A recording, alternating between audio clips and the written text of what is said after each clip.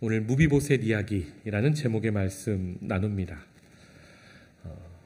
은혜를 입으면 은혜를 갚으면서 사는 사람이 있습니다. 다윗이 그런 사람이지요. 시골에서 아무도 알아주지 않는 그냥 양치는 일개 소년에 불과한 목동이었던 자신을 하나님께서 기름 부어주시고 온 이스라엘의 왕으로 높여주십니다. 다윗의 인생은 정말로 은혜 때문에 사는 사람이었죠. 다윗이 이제 긴 연단을 모두 마치고 온 나라의 왕이 되었습니다. 왕이 해야 할 일이 뭘까요? 다윗은 하나님께서로부터 받은 그 무한한 은혜를 이제 베풀며 살기 시작합니다. 1절의 말씀. 다윗이 이르되 사울의 집에 아직도 남은 사람이 있느냐? 내가 요나단으로 말미암아 그 사람에게 은총을 베풀리라 하니라. 고대의 새로운 왕이 등극하면 그 전의 왕족은 3족을 멸하여 쿠데타를 미리 막습니다. 이것이 당연한 일이죠. 그런데 다윗은 죽이기 위함이 아니라 살리기 위해서 그 전대 왕족 사울 가문의 사람을 찾습니다. 왜요? 다윗이 요나단과 약속을 했거든요. 성도 여러분, 우리가 무엇 때문에 살 수 있습니까? 하나님이 우리에게 약속하셨거든요. 다윗이 왕이 되면 친구 요나단의 가족을 잘 돌봐주기로 전에 한 약속 때문입니다. 다윗이 요나단과의 약속 때문에 사울의 자손에게도 은총을 베풀겠다 말하는데 여기서 은총이 헤세드, 하나님의 사랑, 하나님의 은혜, 자비를 나타날 때 쓰는 단어입니다. 다윗이 사람이죠. 우리처럼 죄도 짓고 그런 죄인인데 성령 충만할 때는 이 사람이 미리 예수님의 모습을 보여주는 사람입니다. 우리가 죄인이어서 하나님과 원수이고 그래서 죽을 수밖에 없을 때에도 예수님께서 우리를 먼저 사랑하시고 우리를 구원하시죠. 원수도 죽이지 않고 구하는 사랑. 이것이 바로 헤세드, 하나님의 사랑입니다. 다윗이 사울 집의 집사장이었던 시바를 불러 묻습니다. 시바가 왕께 아뢰되 요나단의 아들 하나가 있는데 다리 저는 자니이다. 요나단에게 아들이 하나 남아 있습니다. 그런데 시바의 말투를 보세요. 그 사람을 뭐라고 소개합니까? 이름이 있는데 이름을 말하지 않고 뭐라고 합니까? 그 사람의 부정적인 특징, 다리 저는 사람이라고 소개를 해요. 시바는요, 마치 불구가, 장애가 그 존재의 그 사람의 전부인 것처럼 보고 말하는 사람인 거예요. 세상이 그러지요. 세상은 이렇게 사람을, 우리를 유능한지 불능한지로 나누고 그 사람의 가치를 자기 관점으로 평가를 합니다. 그러면 이 무비보셋은 어쩌다가 다리를 다쳤을까요? 사무엘하 4장을 보시면 그 유모가 이 사울왕이 죽고 요나단이 죽었다는, 전쟁에서 졌다는 큰 난리 소식을 듣고 급히 집에서 아이를 안고 뛰어나오는데 그만 아이를 떨어뜨려서 두 다리가 모두 부러져서 다리 저는 사람이 되었다라고 설명을 합니다. 성도 여러분, 오늘 본문에서 다윗이 하나님의 헤세드를 우리에게 보여주는 통로라면 무비보셋은 타락한 우리를 대표하는, 우리가 어떻게 구원받는지를 보여주는 대표적인 인물입니다. 그가 이 급히 도망치다가 떨어졌다라는 히브리어가 나팔이에요. 떨어지다, 엎드러지다. 그래서 그만 누군가의 손에 넘어가 버리다라는 뜻이 있어요. 즉 무비보셋이 떨어져서 다리 하나만 부러진 게 아니라 두 다리 모두 부러져 절었다는 말은 회복의 가능성이 완전히 없어져 버린, 타락한, 하나님으로부터 완전히 떨어져 버린 우리를 표현하는 말인 거예요. 우리도 에덴 동산에서 완전히 떨어져서 완전히 추락하여 스스로의 힘으로는 다시 그 자리에 이를 수 없는, 회복이 불가능한 영적인 장애의 상태라는 것을 보여주고 있습니다. 우리가 추락하여서 완전히 어둠의 세력에 넘어가 버린 상태, 그것이 타락입니다. 그때 하나님이 어떻게 하십니까? 약속하셨잖아요. 언약 때문에 우리를 버려두지 않고 찾아오세요. 4절, 왕이 그에게 말하되 그가 어디 있느냐 하니 시바가 왕께 아뢰되 로드발 암미엘의 아들 마길의 집에 있나이다. 여러분, 그가 어디 있느냐라는 다윗의 물음에서 에덴 동산에서 아담을 찾으시던 하나님의 음성을 들으실 수 있으면 여러분 정말 성경을 많이 읽으신 분입니다. 하나님이 아담이 타락했을 때 어떻게 하십니까? 네가 지금 어디 있느냐 물으셨죠. 하나님은 원수된 우리를 죽이시기 위해서가 아니라 구원하시기 위해서, 살리기 위해서 찾으세요. 안타깝게 우리를 찾는 하나님의 음성에 하나님의 헤세드가 깊이 담겨 있는 거예요. 자, 그럼 당시의 무비보셋은 어디에 살고 있습니까? 로드발 암미엘의 아들 마길의 집이라고 표현하고 있는데요. 로드발이라는 말이 재밌습니다. 로는 무엇이 없다, 데바르는 초장이에요. 합쳐서 로데바르, 로드발 하면 뭡니까? 풀없는 황무지, 광야라는 말이에요. 즉 하나님 나라 에덴에서 그만 타락해버려서 떨어져버린 우리의 삶이 어떻다는 거예요? 로데바르, 황무지 같다는 말씀입니다. 하나님 계셨던 곳, 하나님 거하시는 그 에덴은 어땠습니까? 물된 동산이었죠. 그런데 그곳에서 떨어져 버린 우리 인생이 그야말로 물 없는 동산 로드발인 겁니다. 계속해서 5절, 다윗 왕이 5절, 사람을 보내어 로드발 암미엘의 아들 마길의 집에서 그를 데려오니 사울의 손자 요나단의 아들 무비보셋이 다윗에게 나와 그 앞에 엎드려 절하매 다윗이 이르되 무비보셋이여 하니. 자, 여러분, 왕이 로드발로 사람을 보내 무비보셋을 데려와요. 자, 여기서 우리는 타락해버린 우리가, 하나님 나라를 잃어버린 우리가 어떻게 다시 구원받는지 그 순서를 보여주고 있어요. 우리는 영적 장애라, 두 발이 다 저는 자라 스스로는 일어서서 하나님께 나갈 수 없다고요. 하나님이 어떻게 하세요? 하나님이 사람을 보내주시는 거예요. 구약에 수많은 선지자들을 보내주셨고 마지막에는 아들 예수를 보내주셔서 우리를 다시 왕의 집으로 데려가시는 거예요. 그곳에서 다윗 왕은 누구도 불러주지 않던 6절을 띄워주세요. 무비보셋의 이름을 다윗이 처음 불러줘요. 세상에서 시바 같은 사람들은요, 우리를 그저 뭐라고 부릅니까? 다리 저는 자. 하나님은요, 하나님이 나에게 주신 이름을 불러주세요. 세상은 우리를 돈을 얼마나 벌 수 있는지, 뭘 할 수 있는지, 능력과 불능으로 우리를 구분하고 평가하지만 하나님은 어떻게 하십니까? 하나님 나라에서는 우리를 있는 모습 그대로 우리와 인격적인 관계를 맺으세요. 이름을 부른다는 게 얼마나 인격적인 행동인지 아시겠습니까? 김춘수 시인은 꽃이라는 시에서 이름을 부르는 행동의 의미를 이렇게 노래하죠. 내가 그의 이름을 불러주기 전에는 그는 다만 하나의 몸짓에 지나지 않았다.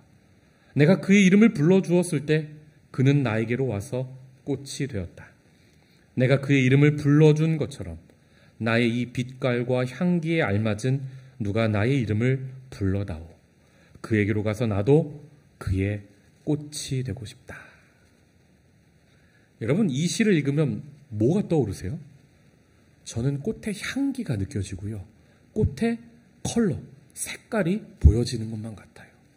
하나님이 우리를 그렇게 인격적으로 우리에게 다가오셔서 우리를 그렇게 향기를 맡으시고 나의 빛깔을 그대로 불러주시는 거예요. 마치 이 시처럼 하나님은 한 사람 한 사람을 빛깔과 향기에 맞는 이름을 지어 불러주세요. 우리는 하나님 뭐라 부릅니까? 아버지. 얼마나 인격적인 단어예요. 아빠. 그렇게 능력으로 사람의 가치를 평가하지 않고 그 사람의 존재가 서로에게 꽃이 되고 의미가 되고 컬러가 되고 향기가 되는 곳, 그곳이 바로 하나님의 나라인 거예요. 자, 왕 앞에 왔습니다. 그런데 무비보셋은 다윗에게 뭐라 말합니까? 그가 이르기를 보소서 당신의 종이니이다. 무비보셋은요, 자기가 자격이 되지 않는다는 것, 자기가 다윗 집안의 원수라는 걸 알고 있어요. 그래서 지금 두려워합니다. 저는 이 무비보셋의 나는 당신의 종입니다라는 말을 들으면요, 누가복음 15장에 집 나간 탕자가 떠올라요. 탕자가 돈 다 잃어버리고 돼지 쥐엄 열매 먹다가 울컥해서 깨닫죠. 내가 아빠 집에 가야겠다. 그런데 가긴 가야 하는데 자기가 존재가 안 돼, 신분이 안 될 것 같아. 그분을 아버지라고 부를 수 없고 내가 아들이라 칭함을 못 받을 것 같아. 그때 뭐라 합니까? 스스로 돼지 쥐엄 열매를 먹으면서 생각하기를 지금부터는 아버지의 아들이라 일컬음을 내가 감당하지 못하게 했나이다. 나를 품꾼의 하나 종으로 보소서 하리라. 무비보셋의 마음이 느껴지십니까? 다윗은 계속해서 그런 무비보셋에게, 떨고 있는 무비보셋에게 하나님의 헤세드가 어떤 것인지를 보여줘요. 7절 같이 읽어볼까요? 시작. 다윗이 그에게 이르되 무서워하지 말라. 내가 반드시 네 아버지 요나단으로 말미암아 네게 은총을 베풀리라. 내가 네 할아버지 사울의 모든 밭을 다 내게 도로 주겠고 또 너는 항상 내 상에서 떡을 먹을지니라 하니. 당시 관습대로라면 원수, 이전 왕과의 핏줄은 3족이 죽어야 하죠. 그렇게 떠는 무비보셋에게 다윗은 두려워하지 말아라, 안심시켜 줍니다. 여러분, 다윗의 음성에서 예수님의 음성이 들리는 것 같지 않으세요? 예수님도 늘 제자들에게 나타나셨을 때 하셨던 말씀이 나니까 두려워하지 말아라 말씀하셨어요. 풍랑이를 걸어서 이 배가 거의 가라앉을까 봐 떨고 있는 제자들에게 예수님 찾아오실 때 두려워하지 말아라 하셨고요.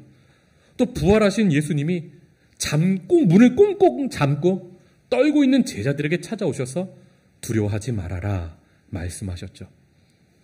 즉 이것은 우리 인생이 하나님 나라를 잃고 하나님에게서 떨어져 버린, 추락해버린 상태에서는 결국 매일을 아무리 좋은 것을 누리고 아무리 쾌적한 상태에 있다 할지라도 우리는 매일을 존재 자체로 두려움 속에서 살 수밖에 없는 존재임을 알려주는 거예요.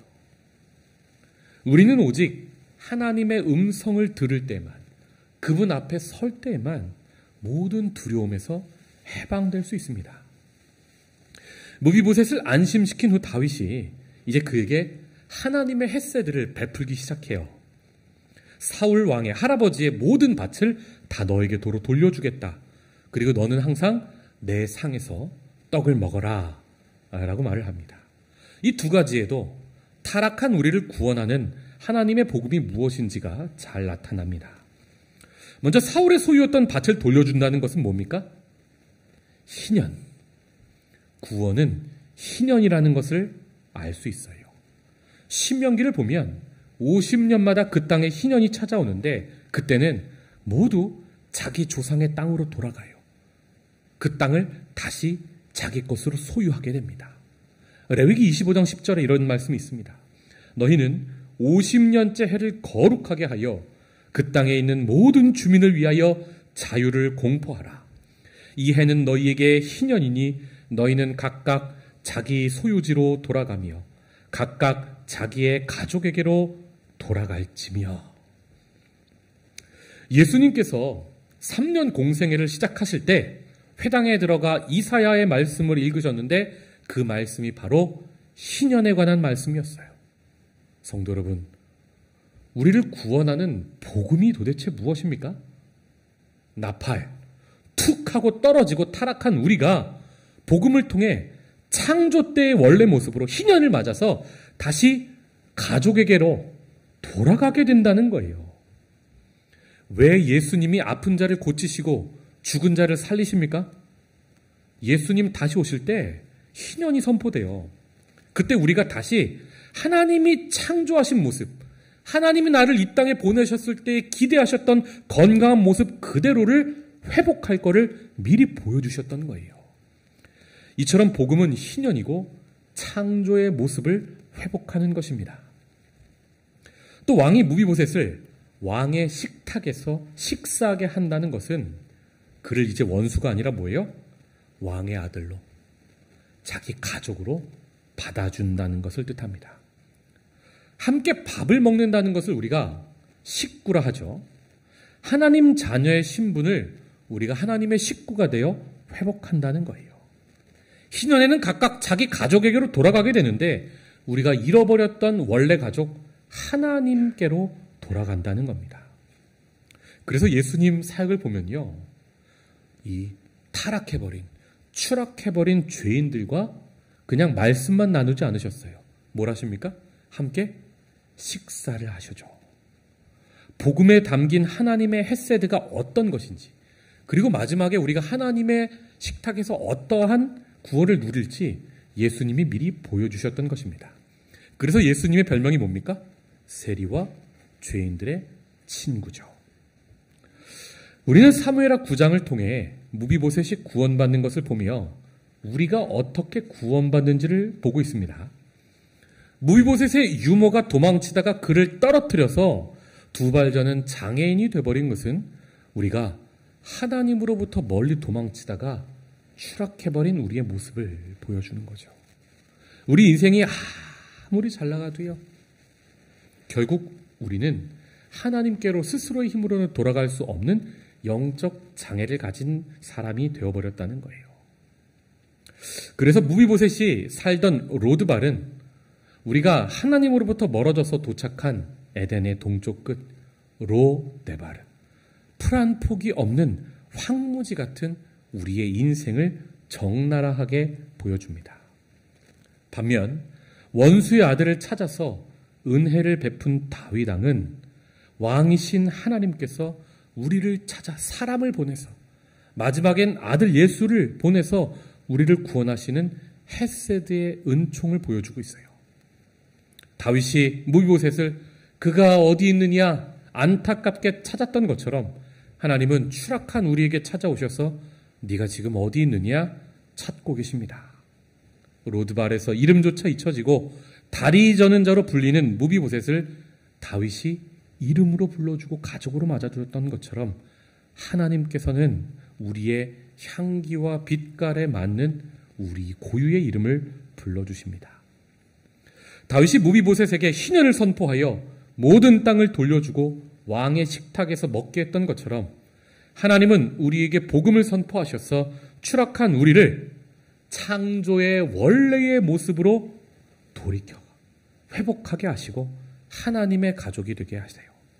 이것이 바로 전적으로 타락해버린 우리를 구원하시는 하나님의 놀라운 은혜, 어메이징 그레이스, 헤세드입니다. 여러분, 무비보셋 그 이름의 뜻이 무엇인지 아십니까? 그 뜻이 부끄러움이 없어진 자입니다. 하나님은 우리를 찾으셔서 결국 뭐 하세요? 나의 부끄러움을 다 감싸주세요. 가려주세요. 그리고 나를 왕의 가족이 되게 하신다고요.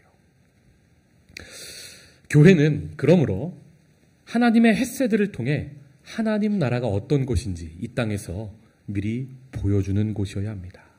성도 여러분, 교회에서 시바처럼 사람을 바라보고 저 다리 저는 놈이라고 사람들을 평가하십니까?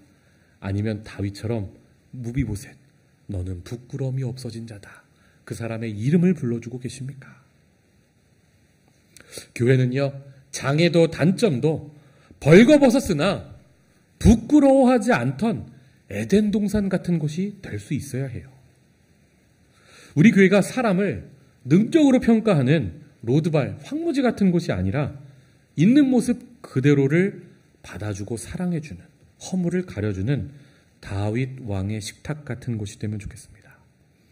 우리 교회에는 늘 희년의 용서가 선포되고 예수의 복음이 선포되어서 죄인도 하나님의 자녀가 되고 원수도 서로 친구가 되는 회복의 은총이 넘치기를 주님의 이름으로 축복합니다.